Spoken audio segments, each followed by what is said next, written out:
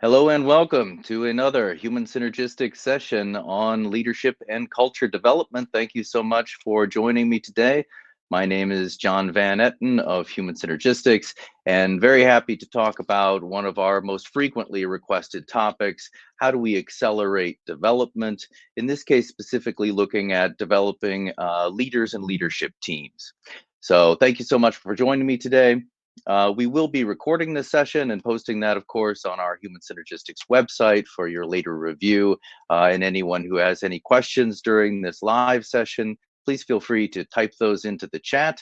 I should be able to see those, and then I'm happy to answer those as we move ahead. So very excited to talk to you about this topic today. Again, it's a frequently asked question and something I think really all organizations and leaders and teams can benefit from. So let's get into it.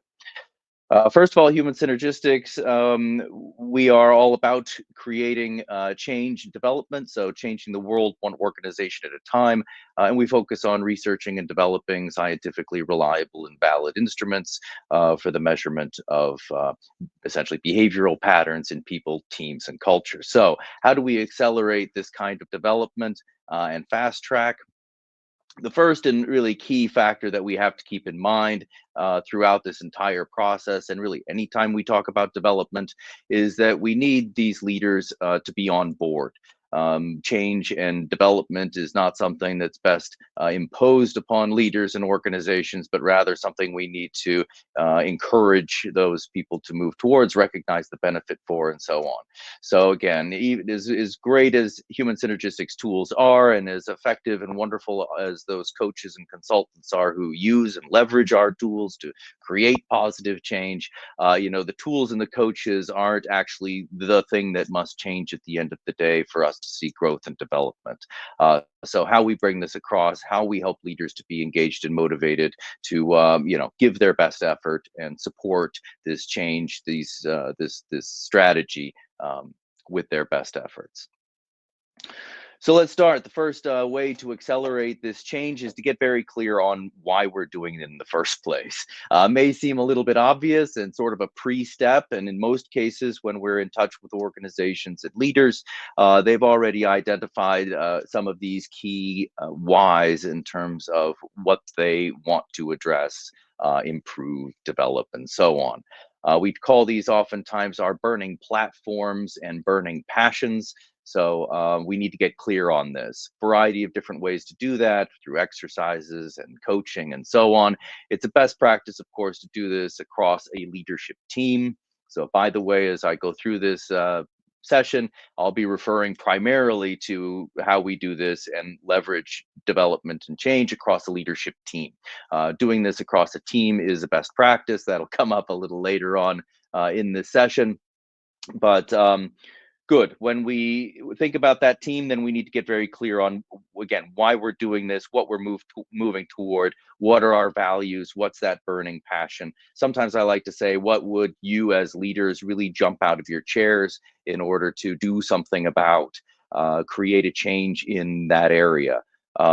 That's the kind of effort, energy that we need in order to initiate and sustain change and growth. All right. Once we're very clear, especially as a team, about the what, then the next topic is how. And this is really a bridge that I think is very helpful for leaders to recognize. It's not only, again, what we're trying to achieve, but how do we do that? So the first point here, how do we best, again, live those values, fulfill that strategy, drive that performance?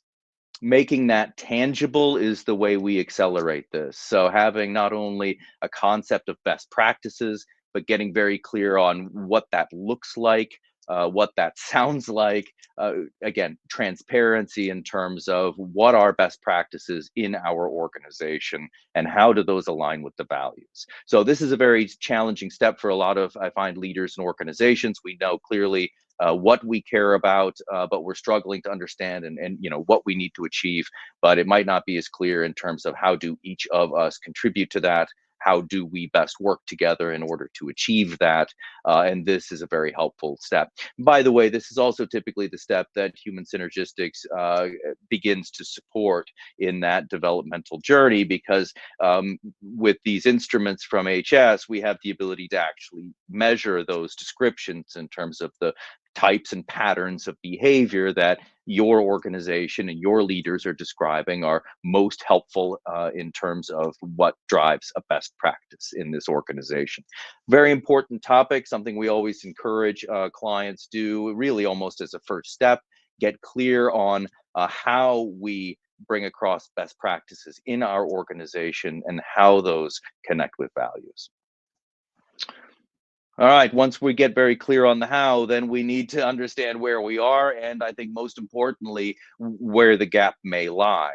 So not only are we again giving a framework and a method to measure the best practice case, but we're also measuring a current practice case so that we can understand from a developmental perspective where we are, where we're going, and thereby the steps that we need to build in order to close those gaps.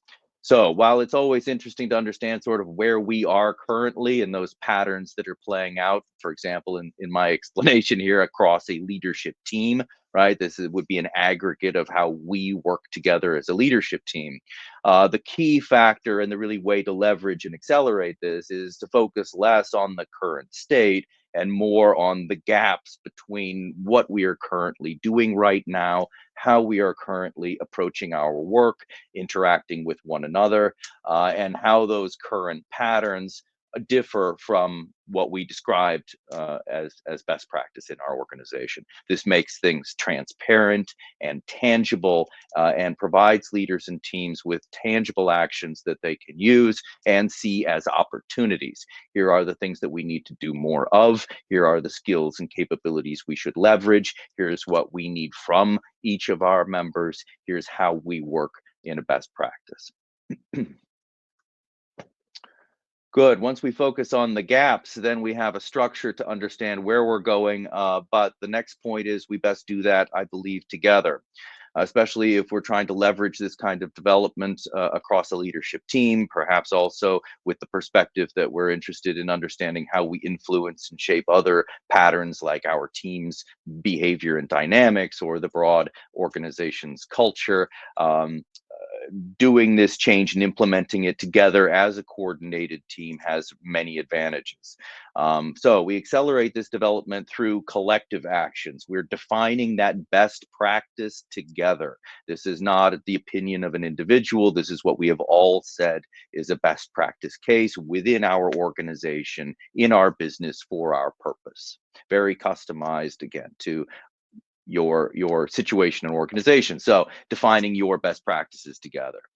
We review and learn from those team profiles together. So when we compare the current state, again, I think that's best done as a team. Debriefing this to leadership teams is something I've done many times and very much enjoy. And again, learning from that in terms of not only understanding that information together as a leadership team, but how that explains differences between, again, where we are and where we need to be in a best practice situation.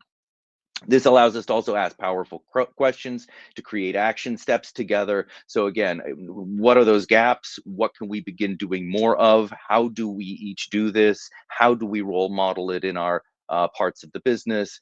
Those are the tangible actions that we can bring across the organization. And I think, again, we best define those and implement those together. Regular check-ins with the leadership teams incorporated into regular meetings actually doesn't take any more time. This just requires us to maybe reshuffle our priorities and include that perspective around what is taking place, what steps have we done, what's working, what's not. We need to continually check in, to continually learn, improve, develop.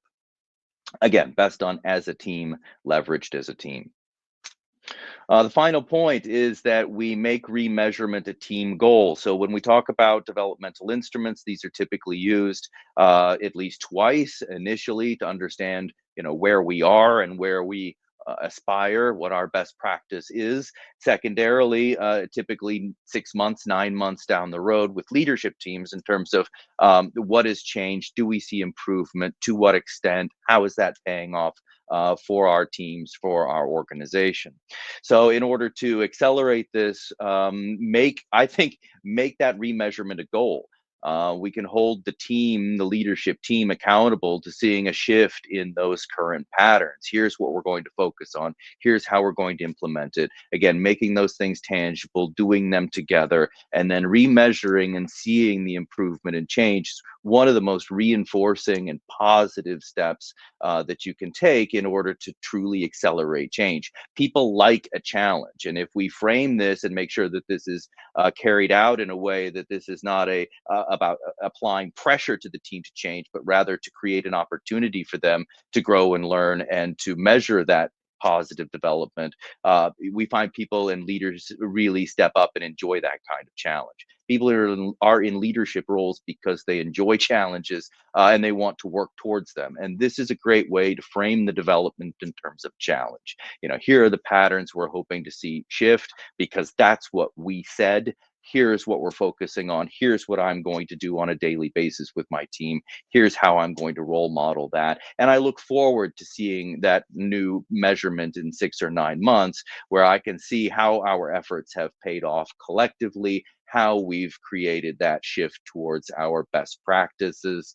And that is tremendously reinforcing and an absolute, I think, best practice to accelerate this kind of development and learning in leadership teams. Make it a game, make it a challenge, make it a goal that's a positive goal, and again, a shared goal together across the leadership team. All right, that has been my 5 best practices to accelerate development, again, across the leadership level. Getting clear on the why, what is the purpose, the goal, the reason, the strategy, the values that are key to our organization and performance. Define how we best achieve those goals, implement that strategy, live those values, build that bridge to understanding not only the why that we care about, the passion, but the how I contribute to and we work together to best achieve that purpose.